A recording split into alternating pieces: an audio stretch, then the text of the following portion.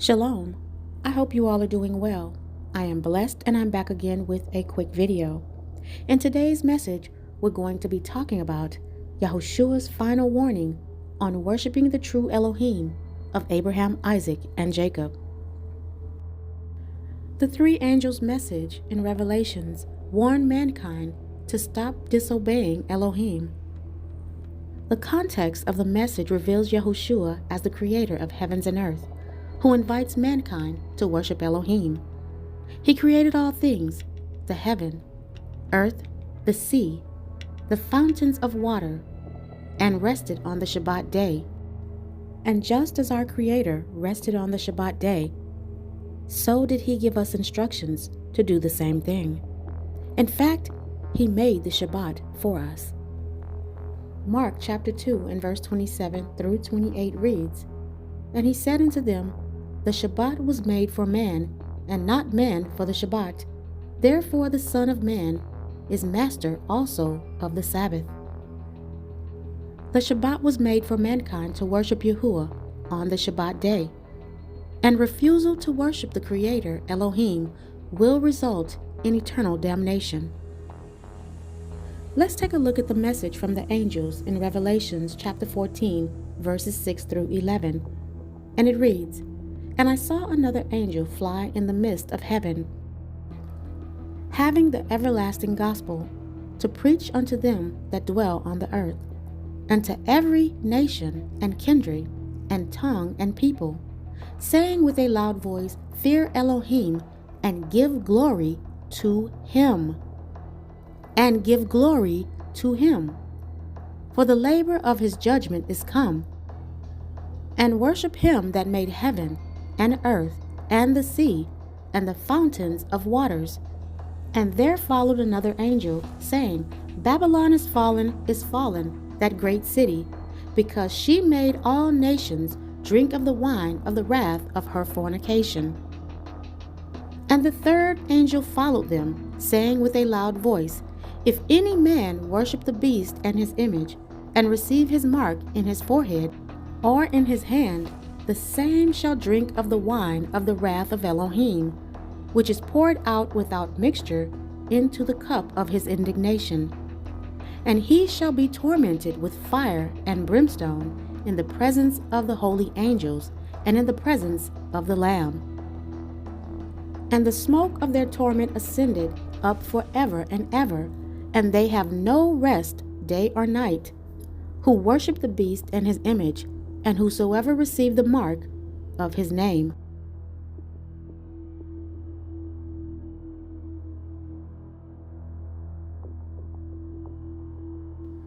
The fourth commandment is the test commandment, to remember the Shabbat and to keep it holy.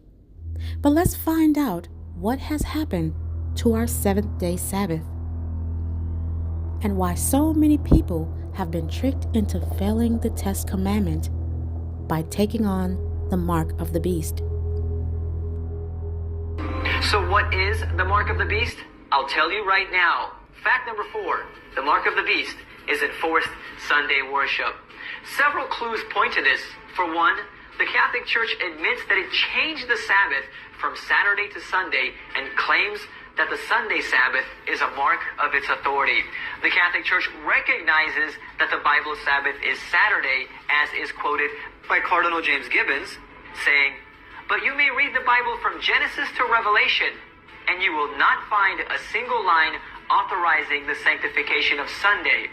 The scriptures enforce the religious observance of Saturday, a day which we never sanctify." About the change, the Converse Catechism of Catholic Doctrine states, "Which is the Sabbath day? Saturday is the Sabbath day. Why do we observe Sunday instead of Saturday?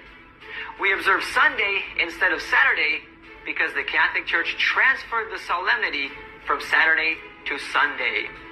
The Catholic Church has even mocked Protestants for claiming to follow the Bible and yet keep Sunday holy as the Sabbath because it is an invention of the Catholic Church.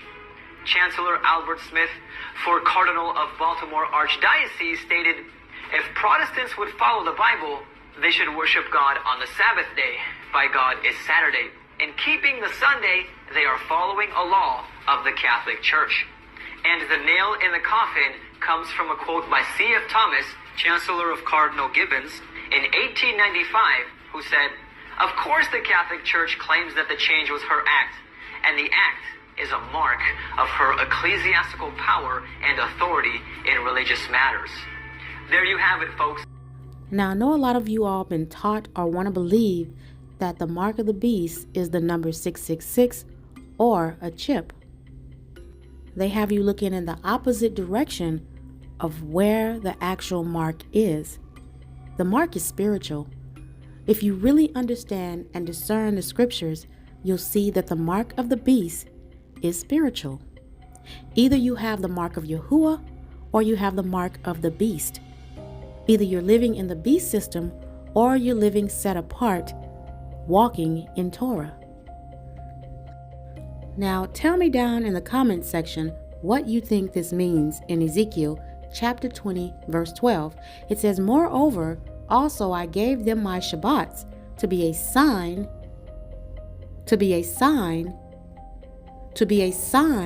between me and them, that they might know that I am Yahuwah that sanctify them."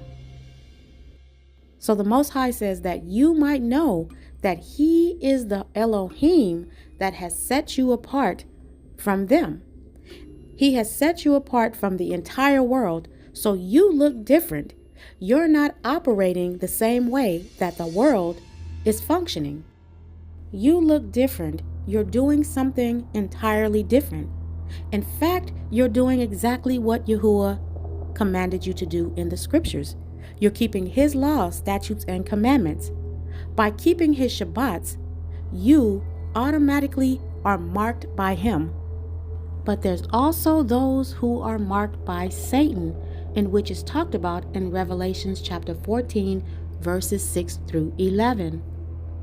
That's why you see in verse 9 where it says, "And the third angel followed them, saying with a loud voice, If any man worship the beast and his image, and receive his mark in his forehead or in his hand, the same shall drink of the wine of the wrath of Elohim, which is poured out without mixture into the cup of his indignation.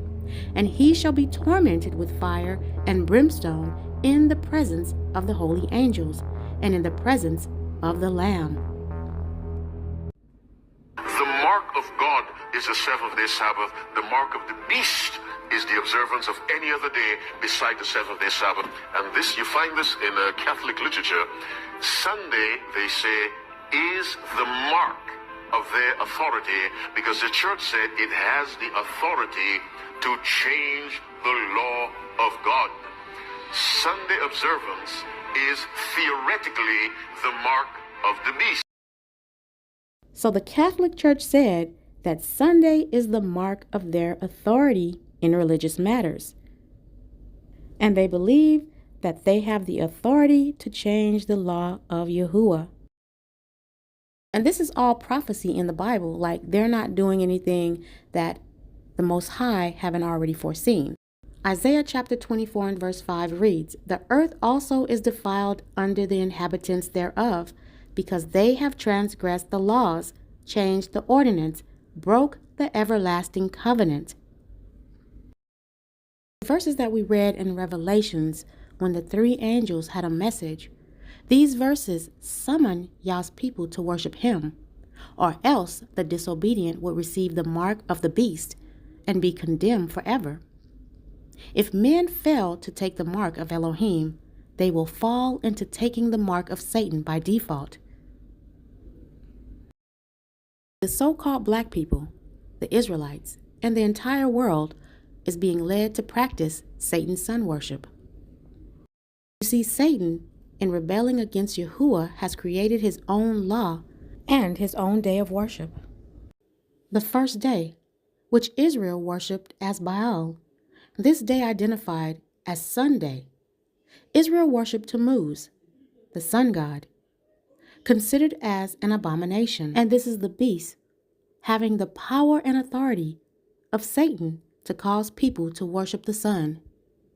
Daniel chapter 7 and verse 25 reads, "And he shall speak great words against the Most High, and shall wear out the saints of the Most High, and think to change times and laws, and they shall be given into his hands until a time and times and the dividing of time. Family, please understand that the beast can only think to change times and laws, because Yahuwah's laws endure forever. It's just we've been fooled. And as far as times, the Most High's times have not changed. You can still keep the 7th-day Shabbat. But they have fooled you into thinking that Sunday worship is Yahuwah's Shabbat. So I'm here to tell you today that if you're not keeping the 7th-day Shabbat, then you are not marked by Yahuwah. And Revelations chapter 14 and verse 11 said, "And the smoke of their torment will ascend up forever and ever, and they have no rest day or night, who worship the beast and his image, and whosoever receive the mark of his name." Did you know that you can search your Bible from Genesis to Revelation and you won't find one scripture in the entire Bible where God both blesses and sanctifies the first day of the week, which we know as Sunday, to be set aside as some special day for holy observance? So why is it that the majority of the Christian world religiously observes Sunday, the first day of the week, as some type of holy day? Well, it's because in the year 321 AD, Constantine the Great, the emperor of the Roman Empire and a Roman Catholic convert, seeking to heal the division within his empire between paganism and Christianity, he made a decree that all the inhabitants of Rome were to rest on the venerable day of the sun, which is the first day of the week, Sunday. And this is the origin of the human authority behind the institution of Sunday as a holy day, as opposed to God's true Bible Sabbath day, which is the 7th day, which we know as Saturday. And whether you like it or not, the truth is the truth. You may not know this, but from time to time, Satan, the dragon, adopts the human beast whom he gives power and his seat and great authority to cause people to worship him. Satan used Nimrod, the mighty hunter, to establish the sun god.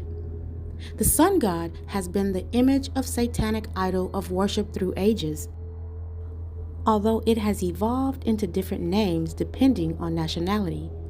Israel and Judah fell because of Baal worship, and today the mainstream Christianity has also fallen victim to the same deceit of Satan, who the Bible foretold would deceive the entire world and cause all the world to wander after him. YAH'Shua also said, "All that dwell upon the earth shall worship him, whose names are not written in the book of life of the Lamb, slain from the foundation of the world."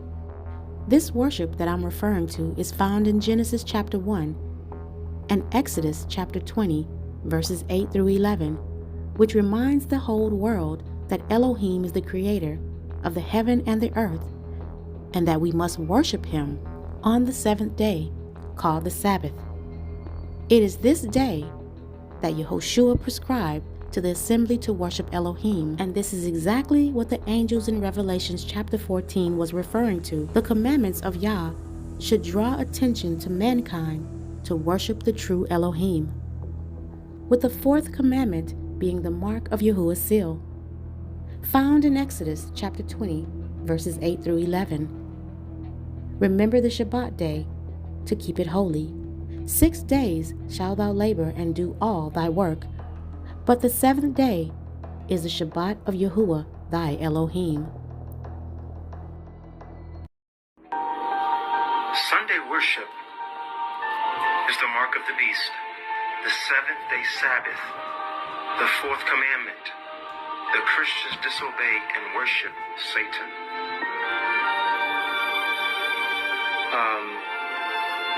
Folks, for the record, this is 100% correct. Now, maybe some of you don't believe this.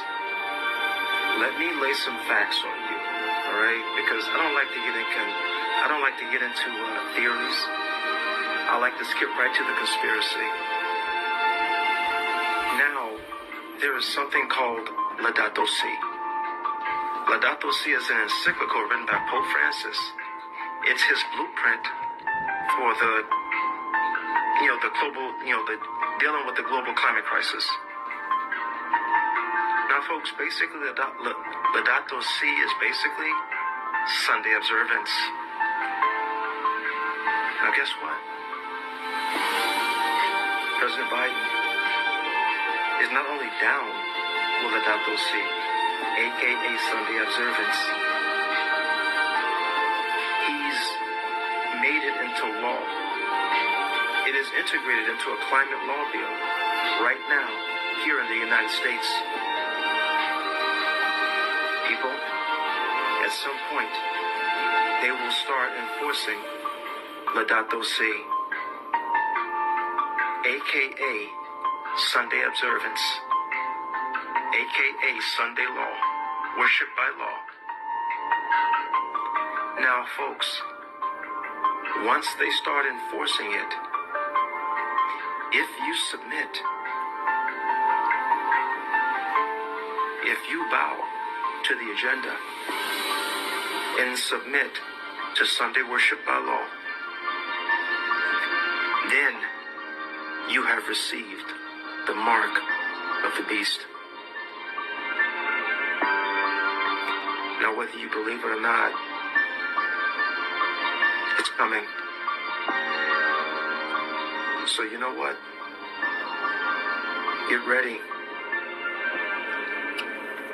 And stay ready. You see, family, I don't proclaim to know everything because I don't really believe that they're going to enforce the Sunday worship law. You know, they might. Tell me your thoughts on that. Because I feel like the entire world willfully worship on Sunday. Now, Christianity is the leading religion, so this is why I'm so honed in on Christianity. But then, under that Catholicism umbrella branches out many different religions in which all roads lead back to Catholicism. And this continues to lead people into sin because it doesn't matter which religion you choose, none of them are the truth. It's just like people saying they're spiritual. It's a form of godliness. But it's not really what the Bible is telling us that we should be doing. No one's keeping the law, statutes, and commandments. No one knows who the true Israelites of the Bible are. No one worships the correct Elohim or the correct HaMashiach. Stay vigilant and stay prayed up, family. We are definitely living in the days of Noah, and we do not know when the HaMashiach is going to return. But we know that it must be soon, because we are seeing all of the signs. May the Most High bless you and keep you all safe in this dark hour. And remember Matthew chapter 24 and verse 13. He that endures unto the end, the same shall be saved. And until my next video, family, shalom.